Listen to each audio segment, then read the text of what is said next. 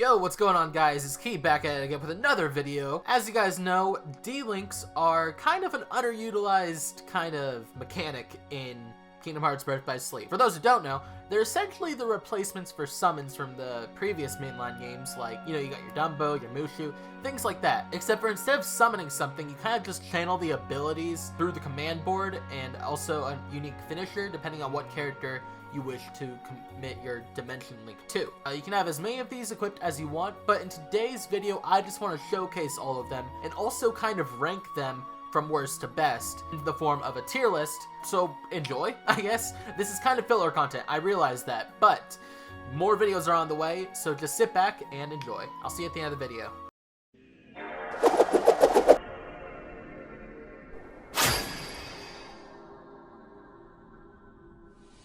I don't think anyone is really surprised that Terra's finisher is at the bottom of D tier because his finisher is far less useful than even the Sonic Blade command that comes along with it. We've seen bad ones today for sure, but none quite as bad as this. Not only is it unflashy, it suffers from only being able to take down a single target. So I think I speak for everyone when I put this at the bottom of the list. Now when it comes to Ventus, his finisher is nothing too special in my humble opinion. A couple of keep lead swings here and there, and a few more there. It does decent damage, but isn't very easy to control. The commands that come along with it are pretty basic as well, but I guess it's fine. D-Rank is where it will go, but it's nowhere near as bad as Terra's. I don't want to waste much time on this one. Maybe I'm just confused, but from my understanding, the finisher from Maleficent's Dragonfire is worse than her basic finisher. It creates a ball of green fire, which you can activate by holding down the X button. You just gotta stand there and hope the enemies walk into it. I don't know. It's booty cheeks, bro. It's D tier. I don't want to talk about it. Yep, Terra's second command, second stage, also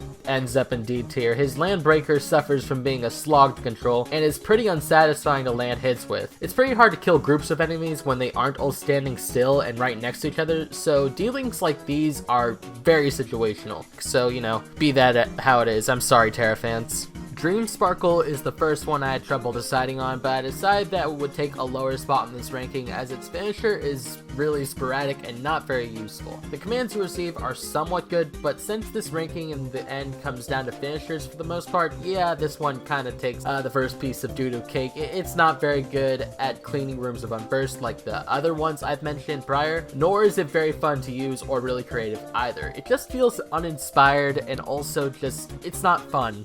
Okay, that's the bottom line. Just as like a quick little fun thing, as many of you know, Maleficent is a D-Link exclusive to Terra, as he is the only one from any of the trio to form a special bond with the witch in this game, further adding to the parallel between him and Riku. Oh, right, the moveset. Well, lots of fire. Almost all of the commands are fire, and can anyone guess what element her finisher is? Lightning, because that makes total sense. Fire is always a handy ability for wiping enemies off the face of the earth, but the Thunder finisher really isn't that easy to control, much like Terra's Landbreaker, and is really more awkward than anything else, but if you do manage to hit enemies with it, it can be really something. I'll put it in C tier for being accurate to Maleficent, as well as a thank you for giving Terra something to warrant playing his side of the story, because it's something exclusive to him. But the reason it's C tier and not D tier like Terra's Landbreaker, even though the two are similar, is mostly just because of her aesthetic of being very, very close to what I imagine Maleficent's perfect D-Link would be, and that is just fire everywhere. The random beam is random. It's mostly just a reskin of Dream Sparkle, but at least this one comes with Thunder commands for days. Stun Edge, Thunder, and the ever so illustrious and helpful Thunder Surge. But that's still no real excuse, and Stitch's Random Beam will be hitting the C tier. I know it's really, again, just a reskin of Dream Sparkle, and it doesn't make much sense to put a tier above it, but it's Stitch. Just let me have this one. Goofy Turbo would be higher up on this ranking if it didn't suffer from the same thing others before it have, and that's how awful it is to control. This is utterly painful. While it looks cool and has a nice finish added to it and you can take out a bunch of Heartless or Unburst, I can't justify having it any higher than this. It's sad, but it's one of those rare cases where the stage 1 version of a D-Link is better than the second. It's truly a shame, but C tier goes. Meanwhile, at the very top of C tier, a very, very good D-Link for starting out is Aqua's finisher, which gives you Blizzard and a Cure spell right from the get-go, making early parts of the game really, really easy, especially if you're playing on critical critical mode, it's not exactly the best dealing, but it's not the worst either. I mostly have it this high just because the cure command and critical runs are made much easier from having it, so take it or leave it. Aqua doesn't climb much higher, however, because as soon as we hit the bottom of B tier, we have Aqua's Magic Volley, which is an improvement of her basic finisher from before, but it's more or less only an upgrade. The finisher changed, but the other commands are mostly just upgraded versions of the ones from her previous state. The finisher itself is decent at clearing enemies and seems to reload quicker than most others, but I still can't bring myself to raise it higher than the bottom of B rank. Zack's Stage 1 Hero's Entrance is a fun way to crash the party with style. It allows you to leap up into the air and perform a crushing blow on your enemies from above. The command that comes with it aren't half bad either, and honestly it's everything Terra's finisher should have been, so it's going right here in B tier. Honestly, this is one of my favorite Stage 1 dimension links to use. It supplies you with bind and mini spells which are relatively fitting for someone like Mickey, and it just flows really smoothly and clears enemies like nobody's business. I can't say much about it because there isn't a whole lot to say, but Mickey's Light Charge is going right here in B tier. Goofy Spin is about as effective as one might expect. You spin around and around, toppling enemies with ease. It doesn't last very long, but if executed correctly, I think it deserves a spot in B tier, at least for how easy it is to maneuver, but also because I found out you can use this dealing to absolutely cheese the unknown, which I will be sure to attempt someday.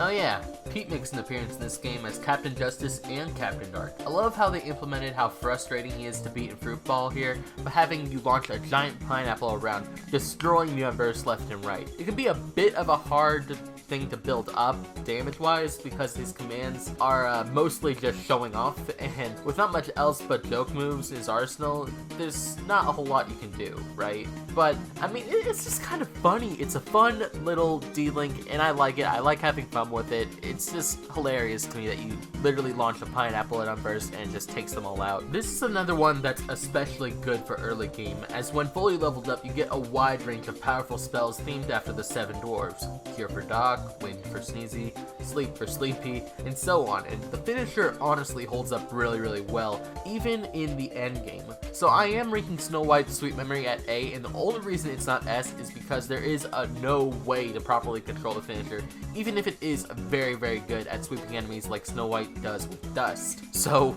yeah, never underestimate her. Cinderella's Miracle Dance pretty much has all the same commands as the first stage of Cinderella's D-Link. That's a recurring problem I'm noticing with a lot of these, but at least we've solved the AoE problem, because now, instead of firing random shots in the dark like a blind man wielding an AK-47, she creates this magical tornado that increases in size gradually, takes out all those around her. I'll put you in A tier. Wow, you're really moving up in the world, Cinderella. From D tier all the way to A. Look at you go, girl. Mickey is unsurprisingly good. Since his first stage did so well, they couldn't really go wrong with his second like they did with Goofy. This time he releases balls of light along with his signature spinning Keyblade swings. It clears enemies pretty fast, and when you use the mini and mind shield commands with it, you have this D-Link that at the ready. Didn't use it, it's absolutely worth it. But yeah, in all seriousness, this is a top tier, really great D-Link. You should use it. Alright, we're finally in S tier, and while it's not exactly the most fast-paced in the bunch, there's something honestly so funny and enjoyable about stopping in the middle of a fight to just strum up a little tune and watch your enemies crumble around you. The interesting part is, while his commands didn't change, and while it does more or less the same thing as Cinderella's Miracle Dance, Stitch's Ohanabi claims S tier because it cleared the entire room, and it's just groovy. Well earned, you little rascal. Well earned. As you can see, Peter just had the biggest upgrade. I guess all he really needed to do was...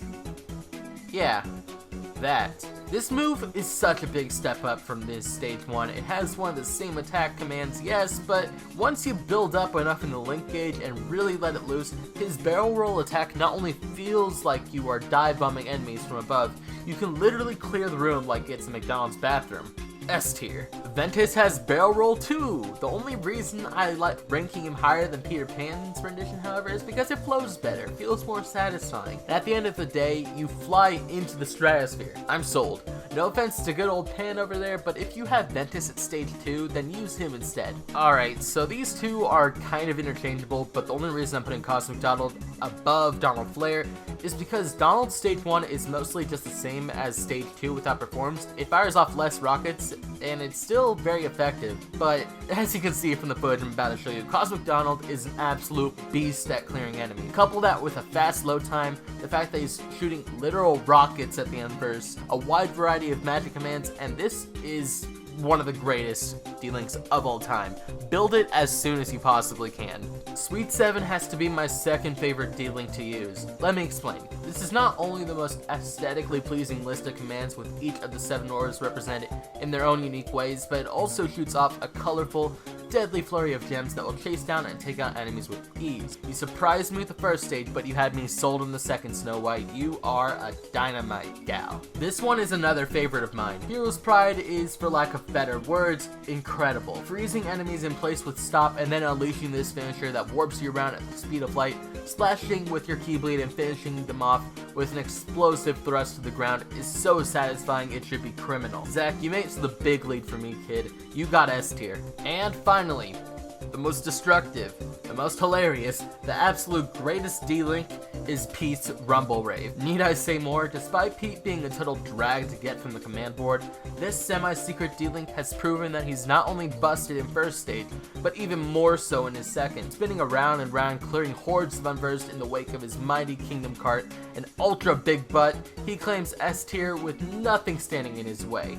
I think it's just really cool that they only implemented his fruit shot ability in the first stage, and now they're implementing the go-kart racing one in his second. It ultimately just fills every criteria that I'm looking for when it comes to D-Links, and this is why he is the top tier. If you guys end up getting Pete by some luck by playing the command boards early on in the game and level him up to the second one, I guarantee you're never gonna have any problem clearing rooms of Unheartless as you go forward through the story. And that's basically everything. I hope you guys enjoyed this video because honestly it was pretty hard to make, and I had to go through a lot of trial and error, but that being said, again, subscribe, like, share the video with your friends, and hey, if you like Kingdom Hearts content, definitely do that subscribe thing. It helps out a lot, and I definitely want to hit 2K before the end of this year, so help your boy out, maybe? More videos are on the way, and as always, I've been Key. I'll see you all in the next one. Peace.